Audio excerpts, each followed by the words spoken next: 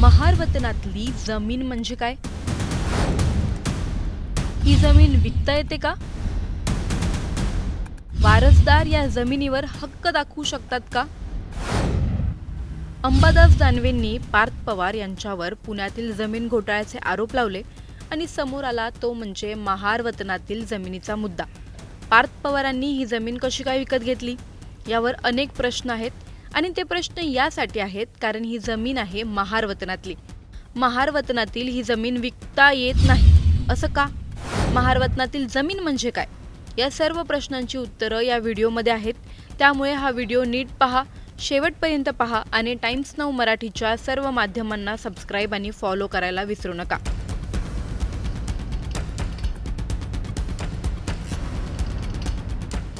वतनातील जमीन आणि त्याचे सातबारे म्हणजे भयंकर गुंतागुंतीचं प्रकरण। तुम्हाला मुळशी पॅटर्न चित्रपट आठवतो का? त्या चित्रपटात राहुल्याने सर्वात पहिल्या जमिनीचा सातबारा कोरा केला होता, ती होती महार वतनातील जमीन। आणि त्यावेळी त्याला असं सांगण्यात आलं होतं की महार वतनाची जमीन आहे ती आणि त्या जमिनीचा सातबारा कोरा करणं हे सोपं काम नाहीये। हो, अगदी खरं आहे, पण असं का? यासाठी जाणून घेऊयात की महार वतनाची जमीन म्हणजे काय। इंग्रजांच्या काळात आणि त्या आधीच्या राजवटीत शासनाची कामे करणाऱ्या काही विशिष्ट समाज घटकांना त्यांच्या सेवेबदल्यात जमीन दिली जात असे। या जमिनींना वतन जमीन किंवा इनाम जमीन असे म्हटलं जाईल। उदाहरणार्थ महार समाजाला गावातील सार्वजनिक आणि सरकारी सेवा जसे की सरकारी आदेश पोहोचवणे, रक्षकाची जबाबदारी पार पाडणे तसेच गावातील इतर प्रशासकीय कामे करण्यासाठी दिल्या जाणाऱ्या जमिनी म्हणजे महार वतन जमीन। या जमिनी शासनाकडून बक्षीस स्वरूपात दिल्या जात, म्हणजेच त्यासाठी मूळ किंमत आकारली जात नसे। वतन जमीन कायमस्वरूपी मालकीची नसून ती वंश परंपरागत सेवा करणाऱ्या कुटुंबाला देण्यात येत असे, म्हणजेच सेवा चालू असेपर्यंत ती जमीन त्याच कुटुंबाकडे राहायची।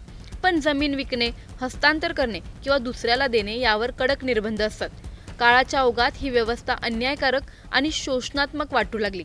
काही वतनदारांवर अनावश्यक भार पडू लागला, तर काही ठिकाणी सत्ताधाऱ्यांनी या जमिनीचा गैरवापर केल्याचेही उदाहरणं दिसून आले।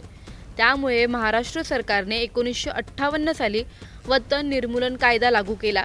या सर्व जमिनी शासनाच्या ताब्यात घेतल्या। त्यावेळी संबंधित वतनदार कुटुंबांना त्यांच्या वारस हक्काच्या मोबदल्यात काही प्रमाणात भरपाई देण्यात आली। आज या वतन जमिनी शासनाच्या मालकीच्या आहेत। वतन व्यवस्था संपुष्टात आली असली तरी तिचा ऐतिहासिक आणि सामाजिक संदर्भ आहे महाराष्ट्राच्या ग्रामीण रचनेत अजूनही महत्त्वाचा मानला जातो, कारण ती त्या काळातील सामाजिक श्रेणी, प्रशासन आणि सेवा व्यवस्थेचे प्रतिबिंब दाखवते। ही झाली महार वतनाची जमीन म्हणजे काय याची माहिती।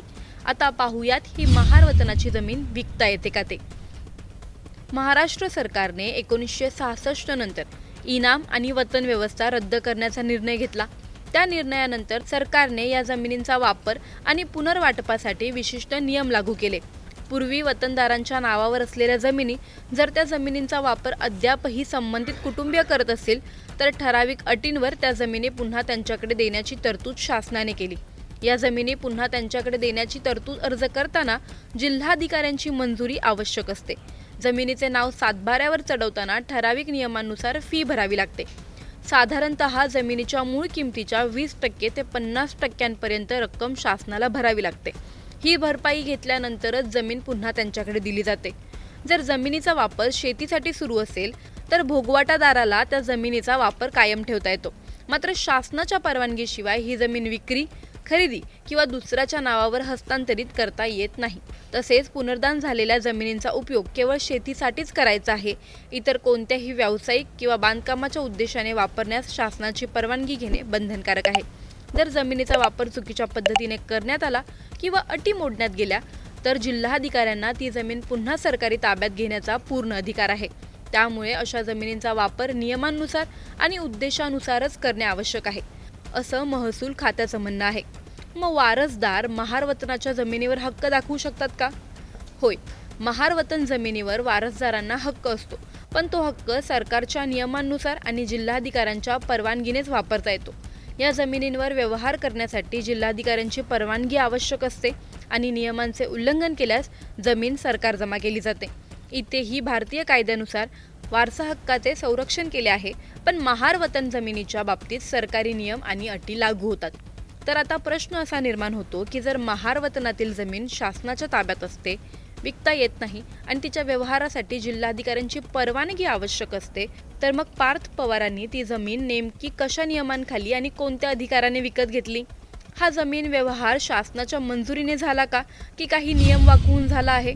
शासकीय नोंदींमध्ये या जमिनीचा उल्लेख महार वतन म्हणून असतानाही ती विक्री कशी काय पार पडली? वारसदारांना या प्रक्रियेची माहिती देण्यात आली का की सर्व काही गुपचूप करण्यात आलं? सर्वात मोठा प्रश्न म्हणजे महार वतनातील जमीन विकता येत नाही हे सगळ्यांनाच ठाऊक असताना हा व्यवहार कसा काय झाला? ही फक्त कायदेशीर चूक आहे की यामागे मोठं राजकीय गुपित दडलं आहे? तुम्हाला काय वाटतं? आम्हाला कमेंटमध्ये नक्की कळवा आणि व्हिडिओ आवडल्यास लाईक आणि शेअर करायला विसरू